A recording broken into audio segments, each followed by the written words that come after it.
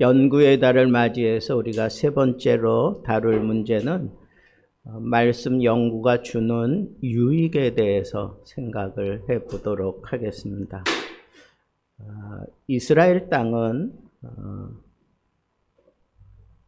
광야예요. 광야, 황야, 사막이라고 해도 과언이 아니죠. 그런데 곳곳에 이렇게 오아시스가 있습니다. 근데 저도 미국에 가보니까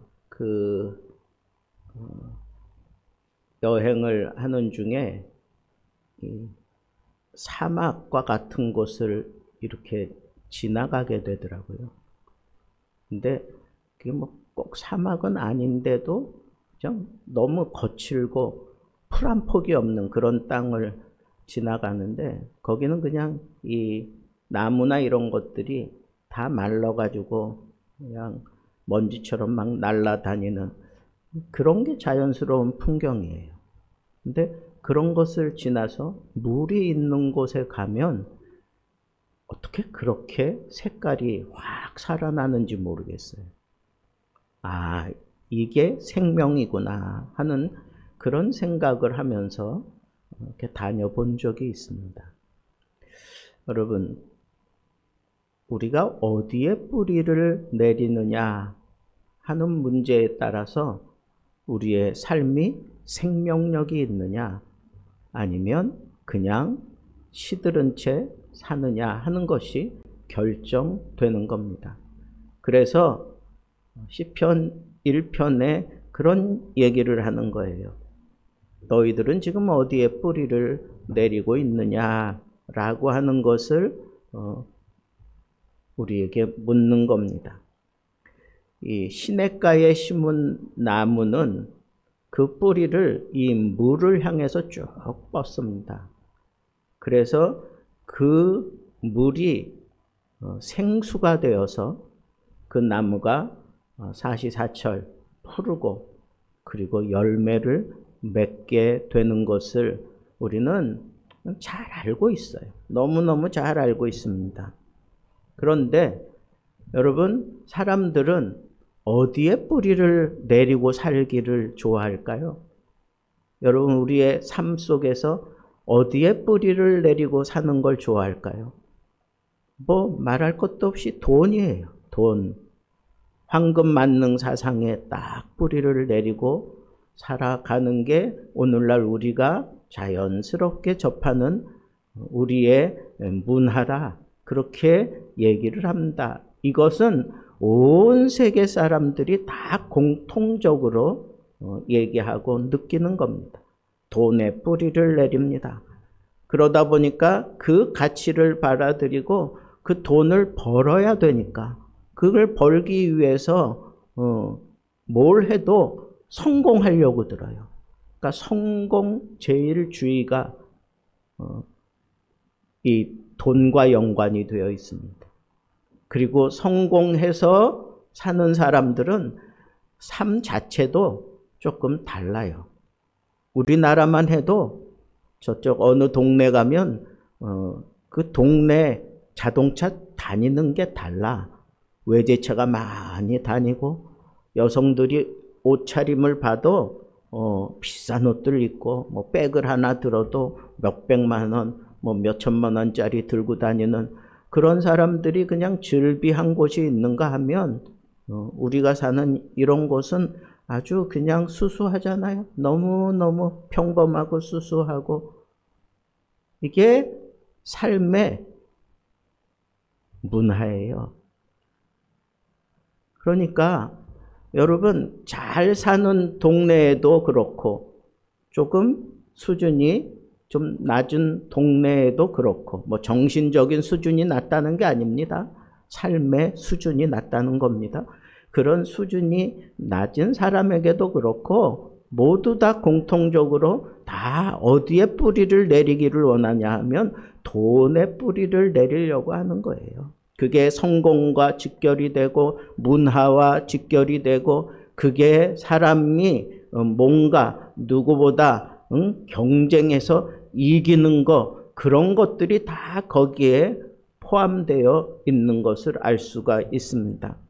그래서 결국은 성공했으면 그 사람이 이 떵떵거리면서 세상을 호령하면서 살 것 같지만 그렇지 않아요. 돈 많이 벌었는데 어느 날 갑자기 죽을 병에 걸렸어. 그리고 후회하는 거예요. 내가 돈 벌기 위해서 악착같이 막 그냥 이 인성 막 쓰레기가 되고 사람들과 경쟁하느라고 요만큼도 여유 없이 그냥 그렇게 살아왔던, 그래서 돈은 벌었지만 죽어야 된다는 판정에 떨어지니까 후회하는 거야. 내 인생 이게 뭔가.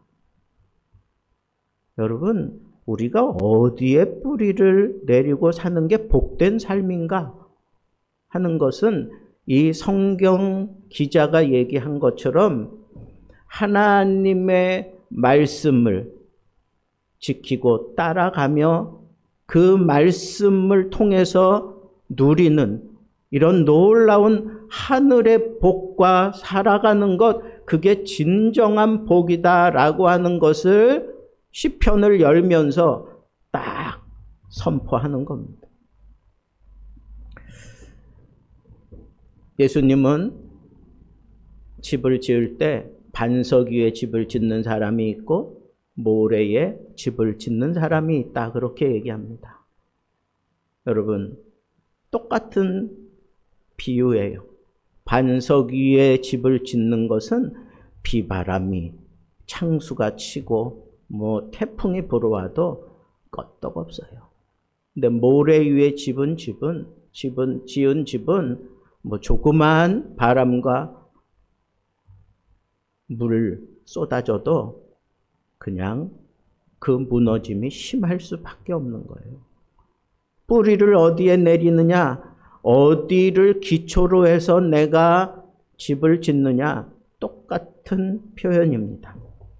예레미야 17장 7절 8절에 보면 여호와를 의지하는 자는 시냇가에 심은 나무와 같다 하는 그런 표현을 했습니다. 여러분, 우리가 정말 무엇을 붙들고 살 것인가? 돈을 붙들고 살 것인가?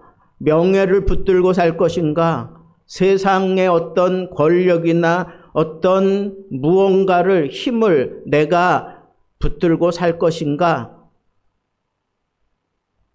아니면 여호와를 붙들고 살 것인가? 이게 다 동일한 질문을 우리에게 던지는 거예요. 여러분, 이 뿌리를 내렸다라고 하는 것은, 내가 그 뿌리를 내렸다는 것은 계속해서 그 시내가 마르지 않는 한 언제나 거기서부터 물을 끌어들일 수가 있어요. 계속해서 물을 끌어들일 수 있어요. 우리 저 뒤에 큰 나무가 있어요.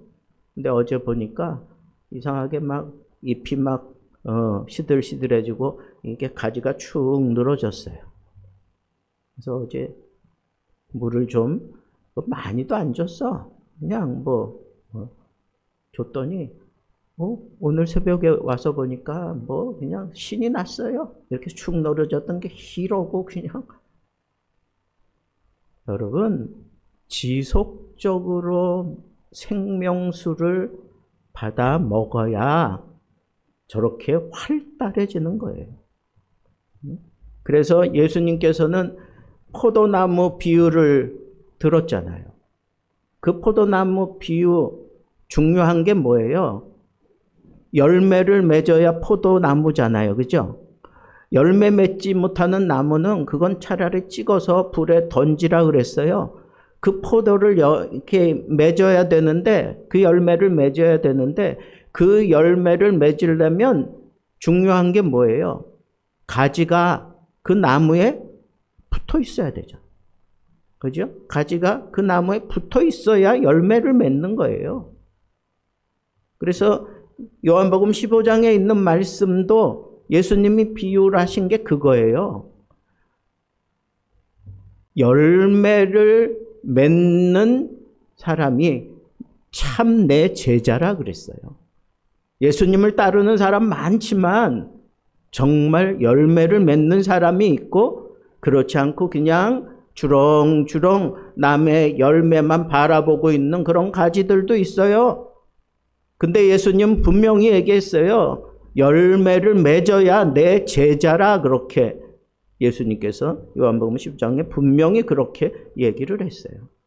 여러분, 여기 나무에 가지가 붙어 있는 것은 나무를 의지하고 사는 거예요. 똑같아요. 우리가 하나님을 반석으로 삼고 예수 그리스도를 몸으로 삼아 거기에 붙어 있고 그리고 여호와를 의지하는 모습으로 그렇게 살아가게 될 때 정말 그 사람은 바르게 집이 지어지고 재구실을 하면서 많은 열매를 맺을 수 있다는 것입니다.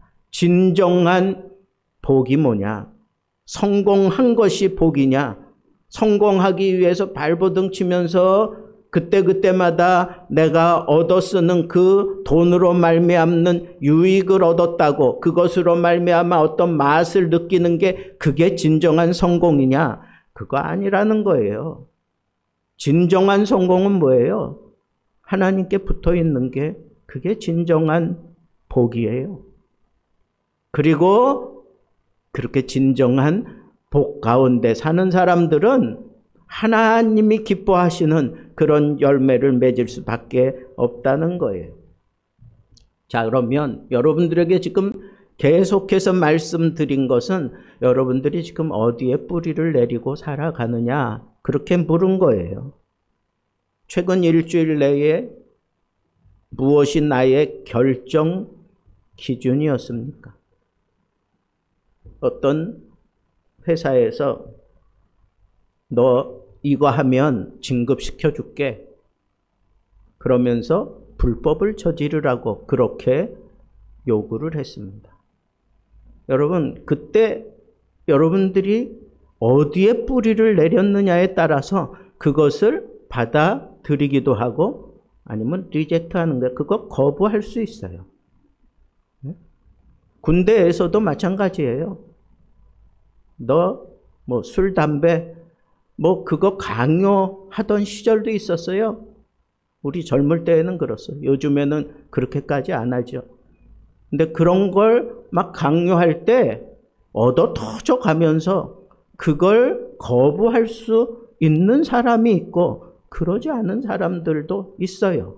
겉으로는 교회에 열심히 다녔던 그런 흔적을 가지고 그런 생활을 하면서 그런 문제들이 다가올 때마다 적당히 수용하면서 그렇게 뭔가 성공할 것 같은, 뭔가 편안할 것 같은, 뭔가 내게 이익이 있을 것 같은 그런 유혹을 받으면 사는 사람들이 있는데 그런 사람들은 뿌리를 지금 잘못 내린 거예요.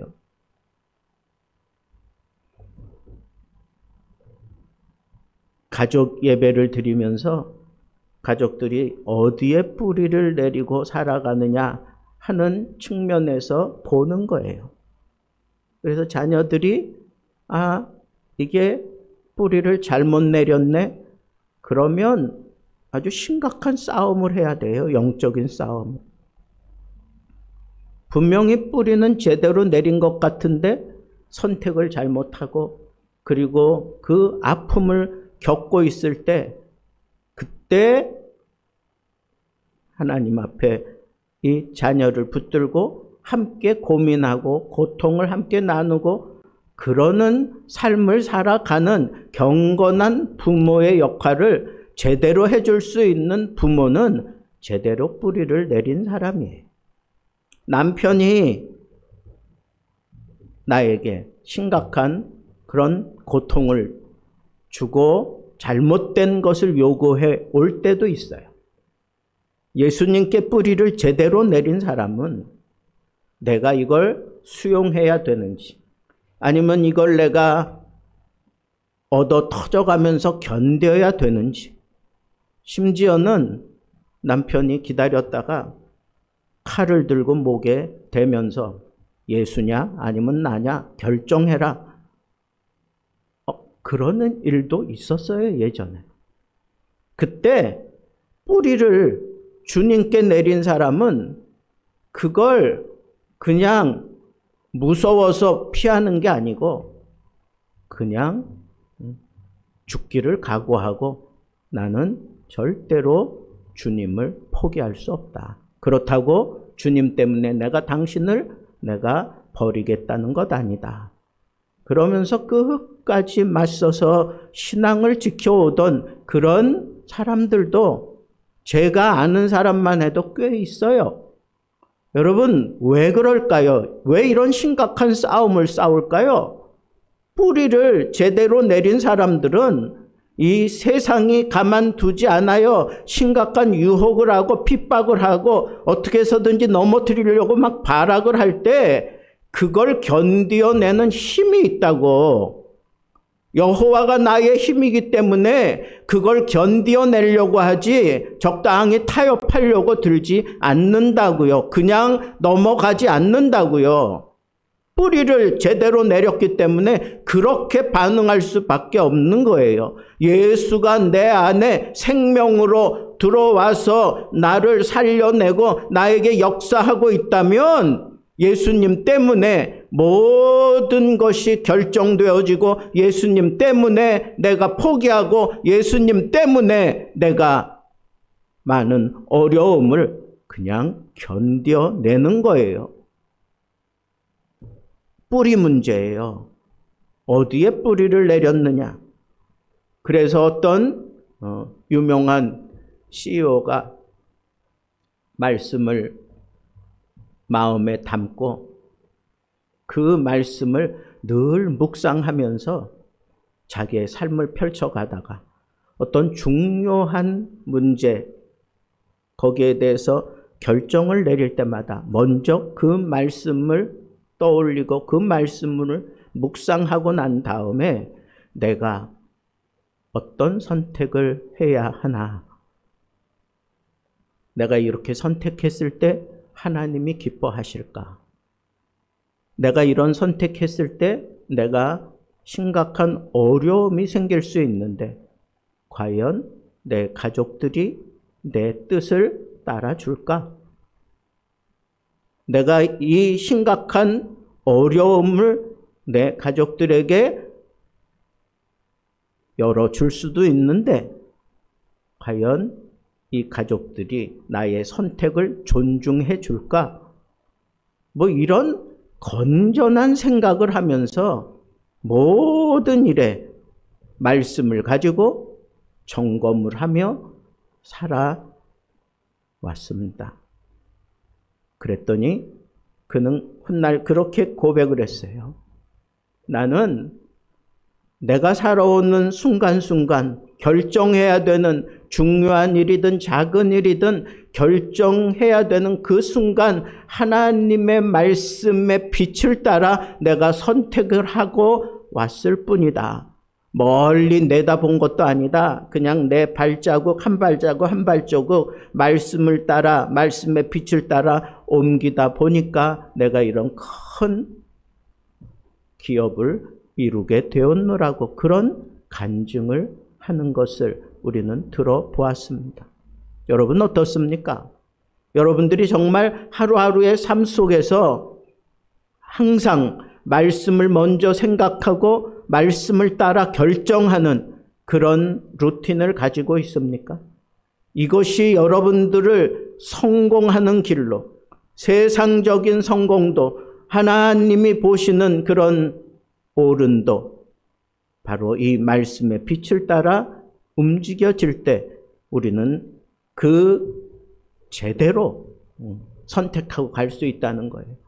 여러분, 말씀이 주는 유익 첫 번째는 바로 그거예요. 뭐냐? 말씀을 따라 내 삶의 방향을 잡게 된다는 거예요. 말씀을 연구하고 말씀을 의지하고 살아가는 사람은 내 삶의 방향을 제대로 선택하고 갈 수 있다는 거예요. 여기 오늘 말씀에도 악인의 꾀 그랬어요. 그 다음에 죄인의 길 그랬고, 셋째는 오만한 자의 자리 그랬습니다. 이게 here, stand, sit. 여러분, 이게 일정한 그런 단계가 있는 거예요. 일정한 단계가 있는데 그런 단계를 거치면서 나도 모르는 사이에 평안함을, 내가 안전함을 그렇게 추구하며 가요. 근데 세상이 유혹하고 세상이 끌어당기면서 주는 안전함은 결국은 망하는 거예요. 결국은 망하는 거예요. 여기 보세요. 꾀를 따르고 죄를 따르고 오만함을 따르고 아예 거기 뭉개고 앉아 있잖아요. 이게 심각해지는 거예요. 심각해진다고. 그래서 여러분, 우리가 이 하나님의 말씀을 연구하고 이 말씀을 붙들고 살아갈 때에 첫 번째로 우리에게 주는 유익은 우리 삶 속에서 이 세상의 어떤 유혹을 아주 민감하게 우리가 받아 알아채고 내가 영적으로 제대로 판단하고 갈 수 있게 만들어 준다, 그런 얘기예요. 근데 여러분, 말씀의 연구 생활이 없으면 유혹이 나를 이겨. 그리고 나를 죄로 막 몰고 가. 근데 거기서 기뻐해. 말씀이 내 속에 있으면 절대로 기뻐하지 않죠. 죄를 지으면서 어떻게 기뻐해. 그것뿐이 아니야. 어느 정도 화인 맞고 나면 아예 거기에 그냥 푹 주저앉아서 거기서 그냥 오만한 그런 모습으로 이제는 하나님도 필요 없다. 이제는 뭐 말씀의 빛 이런 거 필요 없어. 그냥 내가 지금 살아온 대로 이 방식대로 살면 돼. 그리고 교만을 떠는 자리에까지 모든 인생은 그렇게 가는 거예요. 왜? 뿌리를 말씀에 두지 않아서 그래. 뿌리를 내가 어디에 둔다라고 하는 것은 여호와를 내가 의지하며 살겠다는 그런 의식이에요. 내 뿌리를 시냇가, 그 시냇가는 바로 예수 그리스도의 그 말씀, 생수를 말하는 거예요. 말씀을 따라 살겠다고 하는 거예요. 그리고 철두철미하게 그 말씀이 우리에게 일러주는 대로 내가 걸음을 옮기며 살겠노라고 하는 그런 결단을 하고 그렇게 만드는 겁니다. 그래서 우리는 이 변화가 일어나는 이 세상 속에서 제대로 분별을 해야 그 분별한 그 결정을 따라 우리가 편안하게 그리고 풍성한 삶을 펼쳐갈 수 있습니다. 저 앞에 신호등이 있는데 그 신호등을 무시하고 가면 나는 큰 위기를 자초하고 남들에게까지 그런 피해를 줄 수밖에 없습니다. 여러분, 하나님의 말씀은 마치 신호등과 같아요. 그래서 내가 지켜야 돼. 그래야 내가 편안하고 내가 건강하다는 거예요. 그런데 세상의 패턴은 그게 아니에요. 적당히 가. 사고만 안 나면 되지. 남에게 피해만 안 주면 되지. 뭐 이런 식으로 세상은 자꾸 사람들을 아주 교묘하게 사람들을 속이고 있습니다. 직장, 학교, 미디어 이런 것들을 통해서 지금 심각하게 윤리적인 가치 기준이 상당히 모호해졌습니다. 무슨 젠더 문제, 성 문제 이런 것들로 인해서 기독교인들에게 지금 심각한 도전을 던지고 있는데 거기에 대해서 우리 교인들이, 우리 예수 믿는 사람들이 심각하게 대처하는 모습으로 살아가지 않는다는 게 이게 문제예요. 왜 그럴까요? 말씀에 뿌리를 내리지 않아서 그런 거예요. 집단 심리, 문화적인 성공관, 개인의 어떤 성공, 1등 제일주의 이런 것들로 인해서 우리의 이 영적인 판단이 흐려질 수밖에 없어. 예수 믿는 사람들도 마찬가지예요. 그래서 우리는 이 하나님의 말씀을 계속해서 끝까지 내가 이 말씀 속에서 내가 살아야 된다 하는 이 자세를 가지고 매일 말씀을 내가 섭취하지 않으면 내가 이런 유혹과 판단에 아주 연약한 모습을 보일 수밖에 없습니다. 그래서 이 말씀의 등을 들고 내 길의 빛으로 삼고 내 길의 등으로 삼아서 살아갈 때에만 진정한 평안함이 있음을 우리는 이 말씀의 뿌리를 내린 사람들만 알 수 있다는 거예요. 두 번째로 이 말씀이 연구하는 사람들에게 주는 유익은 뭐냐? 내면에 이 풍성함을 주셔요. 내면을 풍성하게 한다. 율법을 즐거워한다 하는 그런 표현이 있어요. 이거는 단순한 그 의무로 지키는 게 아니라 너무너무 기뻐, 쾌락, 즐거움, 그런 태도를 얘기하는 거예요. 율법이 너무 즐거워, 너무 기뻐. 그런 사람 있어요? 너 이렇게 살아야 돼. 어떤 이런 율법을 딱딱딱딱 정해주면 그대로 살아가면서 기쁘고 막 이런 사람들 내가 볼 땐 없어요. 인간이라면 이렇게 구속받고 막 이러는 거 좋아하는 사람 없어. 뭐 아름다운 구속 뭐 그런 걸로 뭐 노래를 만들어서 아무리 그렇게 외쳐 불러도 구속은 구속이에요. 자유가 아니에요. 진정한 자유를 사람들은 이상하게 미화시켜가면서 세상은 그렇게 막 이상한 쾌락, 이상한 쪽으로 막 밀고 가면서 우리를 흔들어 놓고 우리를 연약하게 만들어 놓고 우리를 아주 약하게 만드는 거예요. 내면이 아주 그냥 유리같이 만들어 놓는 거예요. 그게 세상의 방식이에요.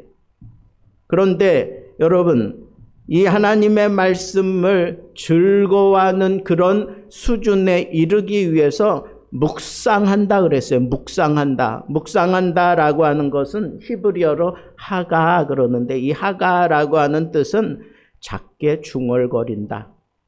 되새긴다. 혹은 표호, 그냥 사자가 왕 그러는 것처럼 포효하듯이 음미한다는 거예요.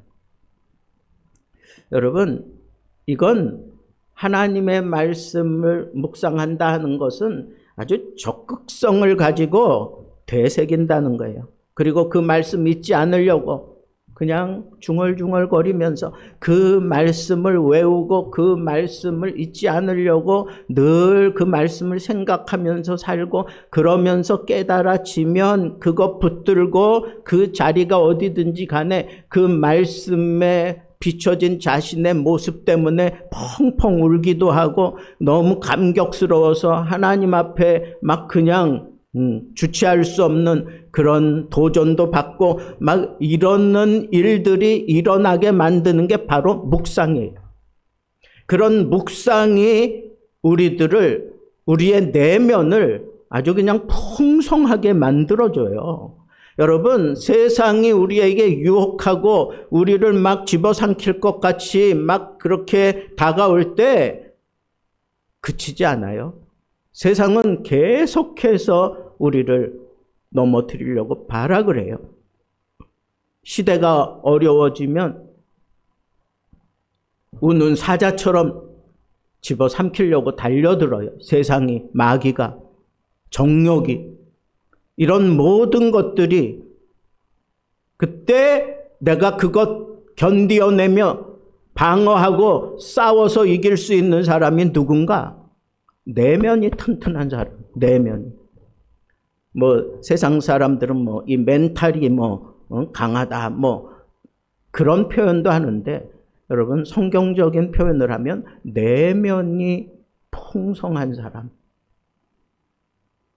똑같은 어려움을 당했는데 내면이 풍성한 사람은 그 어려움을 오히려 하나님의 뜻을 이루는 그런 기회로 삼아요. 그래서 그 어려움을 승화시켜서 그 어려움을 통해서 예수 그리스도의 사랑을 내 속에서 진액을 짜내가면서 쏟아내요.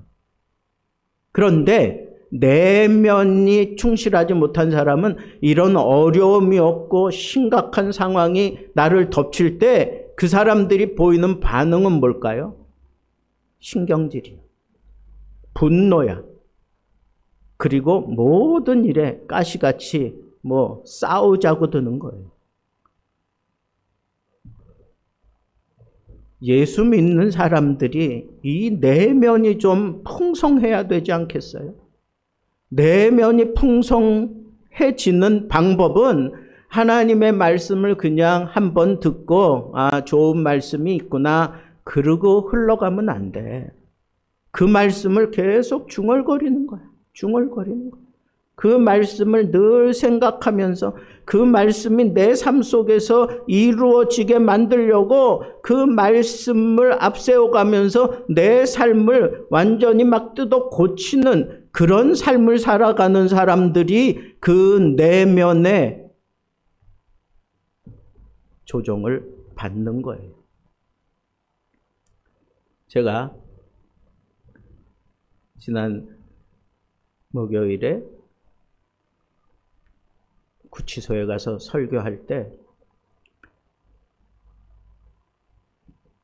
그 사람들도 은혜 받았지만 정말 은혜 받는 사람은 그때 기도를 담당했던 그 교정 선교회 회장님이 계시는데 장로님이에요.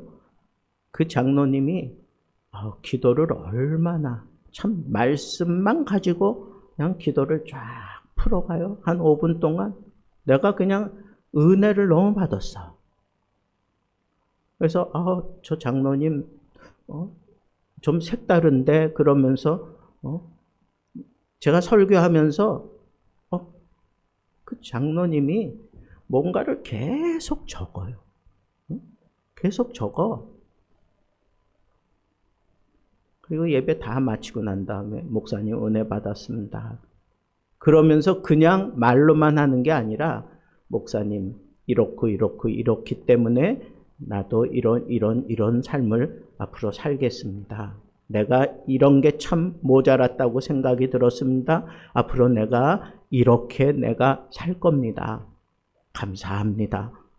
말씀을 풀어가면서 나에게 감사하다고 얘기하는 거예요. 그리고 모든 것 마치고 난 다음에 이제 차를 마시러 갔어요. 그 팀들이 한 7, 8명이 가서 거기서 차를 마시는 동안에도 이 장로님이 그 노트를 말씀 듣고 기록한 그 노트를 펼치면서 나는 오늘 말씀을 들으면서 이 말씀이 참 너무 좋았어.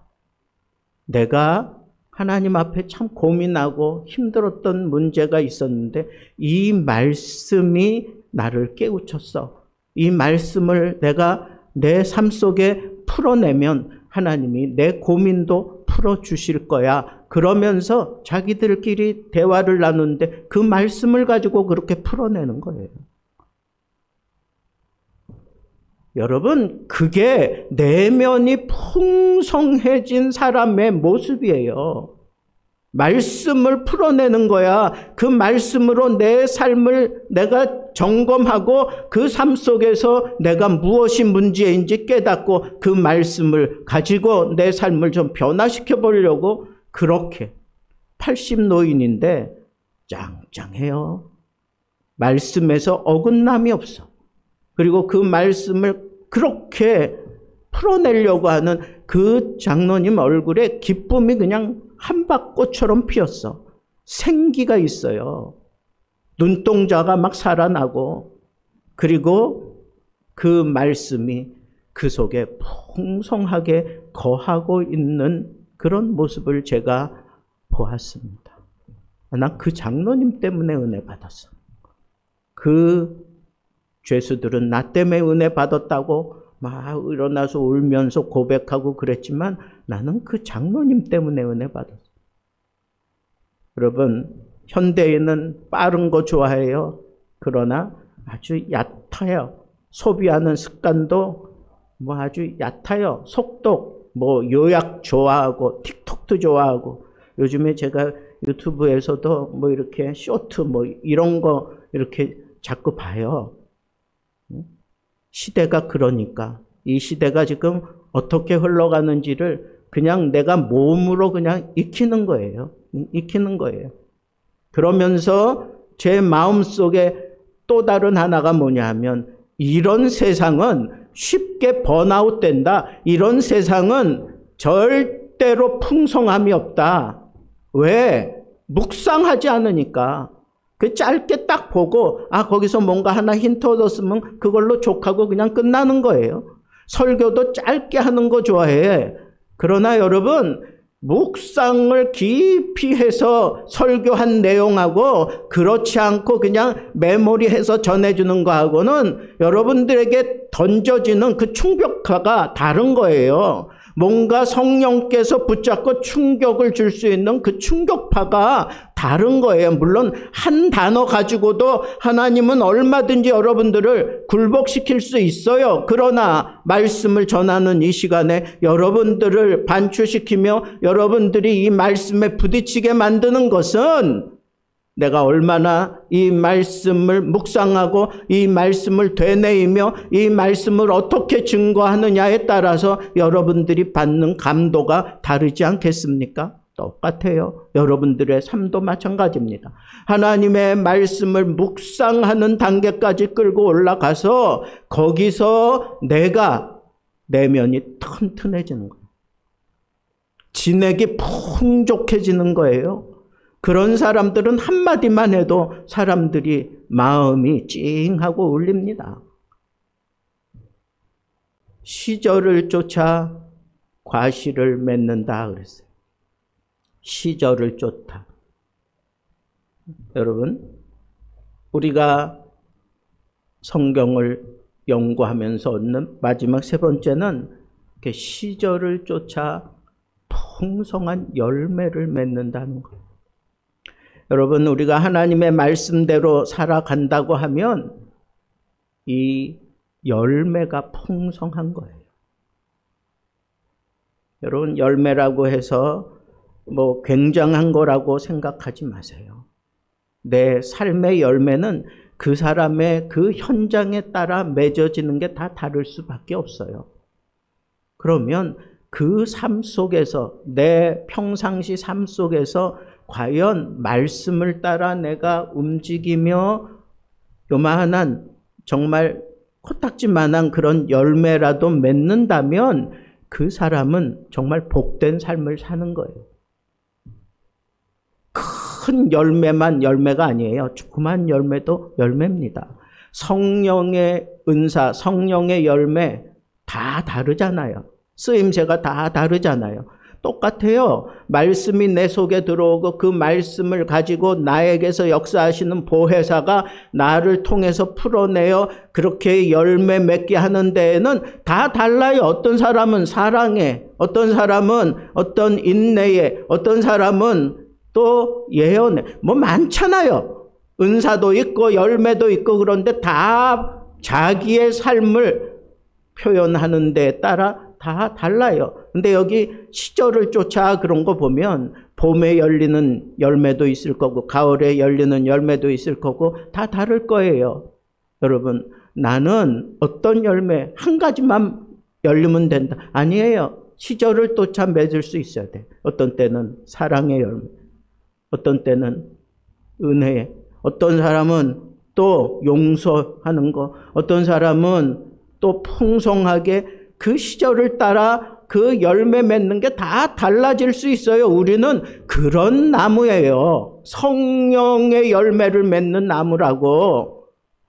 그냥 배나무에 배가 열리는 것처럼 배만 열리는 게 아니라 우리는 성령께서 맺어 주시는 그 풍성한 열매를 우리가 시절을 쫓아, 내 인생의 계절을 쫓아 어떤 때에는 사랑을 많이 맺기도 하고 어떤 때는 희락의 열매가 필요한 인생의 어떤 절기가 있어요.